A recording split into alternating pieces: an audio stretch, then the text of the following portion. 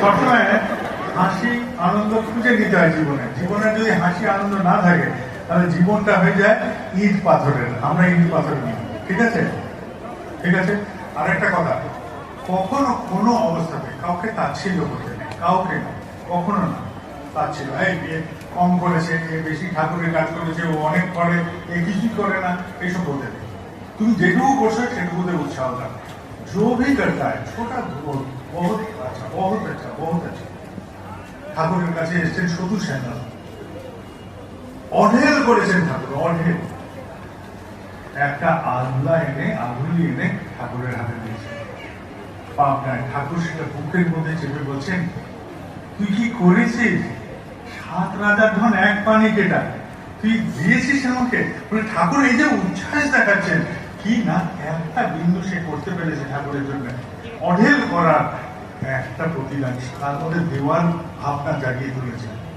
দেওয়ার ভাবনা জাগিয়ে তুলতে পেরেছেন ঠাকুর, এইটাই। আর এই যে ঠাকুরের প্রশংসা, তার পরিণতি কি? সতু সান্যালকে নিয়ে একটা বিখ্যাত গল্প আছে বাংলায়, চোরের গল্প।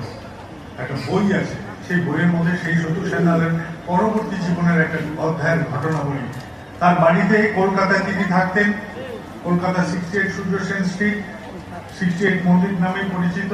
সেই 68 মন্দিরের কাছেই তার আবাস। সেখানে এক চোর ঢুকেছে, চোরের আওয়াজে তার গিন্নি উঠে বসেছে। তিনি সংক্রস্ত হয়ে সেই চোরকে বলছেন, এই চুপ চুপ চুপ, তুমি তাড়াতাড়ি বেরো, তাড়াতাড়ি বেরো, কর্তা জানলে খুব সর্বনাশ হবে, তুমি বেরো। সে গিন্নি কর্তার ভয় চোরকে তাড়াতাড়ি বাড়ি থেকে বের করেছেন। চোর চোর বলে চিৎকার না, চোরের কি বিব্রত হবে জীবনে, কি অপদস্থ হবে এই ভেবে। আর সতুদারা সাংঘাতিক পালোয়ান লোক ছিলেন, বেটে খাটো লোক।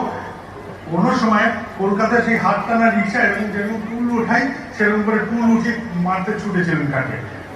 বিশাল গায়ের জোর। তিনি পাবনায় থাকতেন।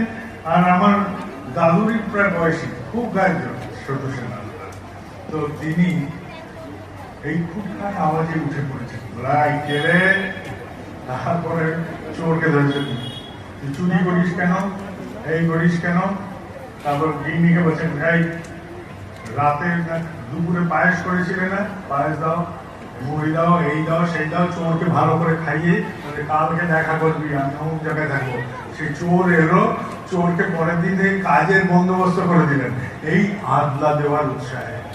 একটা আদলা নিয়ে ঠাকুর ওই যে উৎসব দেখিয়ে দিলেন, অঢেল করে একটা আদলা। একটা মানুষের এটার নাম চিত্তের পরিবর্তন।